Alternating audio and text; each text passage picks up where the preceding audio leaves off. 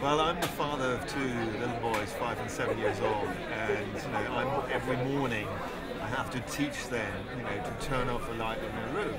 So I think it starts there. It starts in the household, the small things, just sinking it into them, but also, the parents. And for example, I love light objects, light bulbs, etc. So these big old nice light bulbs.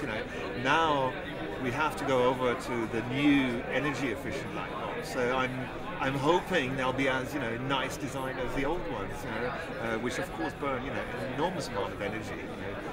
So basically, it's rethinking about how these lights will work in our living room, for example. So it's I think it starts every one of us, or charging your mobile phone overnight, charging the computer overnight, or even leaving it on, because you have to upload this video and it takes several hours. So you just leave the machine on. Do you leave it on? I have to admit I do. What do you think about being allowed to leave it on, or devices that might prevent you from leaving it on? No, it's basically, I think we have to, have a fundamental redesign of household appliances, of plugs. In the UK, you have the plug switch, for each plug. We should have this automatically, or maybe sensors. When you're in the room, the light's on. When you're out, it turns off. Ideas like this, and really review the whole. Do we need to have the TV on standby, the computer on standby, etc. Can we just have a power, switch somewhere? Good night, everyone, and all the lights go on. I don't know. I'm hoping. It's difficult to do this. These are reflections I'm asking myself, but I think there needs to be some government or some very strict rules, or maybe just make the price of electricity, raise the price of electricity. But then again, that will hurt the ones who can't afford. So it's very, very difficult to see how can we enforce this. How can we help people to rethink their energy consumption. What is your preference there? Would it be for legislation or improved education? I think it has to be a two-pronged attack. It's everything. Legislation definitely. Now we're phasing out old light bulbs. And education absolutely. But education, we had this for years in Germany. It's not new to me to save energy. We've been doing so for years. I think it needs more kind of coercion. Do you think that the educational role hasn't worked because it hasn't affected people's pockets, or do you think that there's more reason behind that?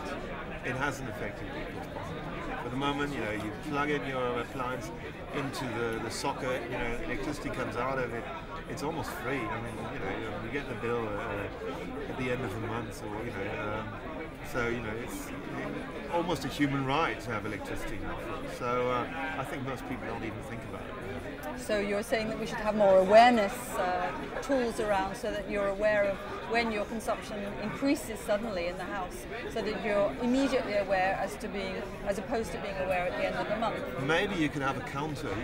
This is how much money you're spending, today, and kind of in your room. That's another appliance which needs energy. So I don't know if that's a good idea, but it's hard to say. Maybe on the electrical counter, have that, in red, minus so and so, in euro terms, this is how much you have been spending the past week or today, or So I don't know. It's that would be a very, very good, kind of indicator. The red light. As a supplementary question to Lift 09, we're asking people what they would do with the equivalent sum of, were they allowed to spend the carbon footprint that's been calculated for Lift, that amounts to roughly 1,000 Swiss francs. What would you do with that sum? I think the key thing is reforestation. I think the deforestation that's happening currently is we're killing ourselves. So put money into reforestation projects. I don't know which one is the best there, but that's where I would definitely put money. Matthias Luefkens, thank you very much. Thanks for having me.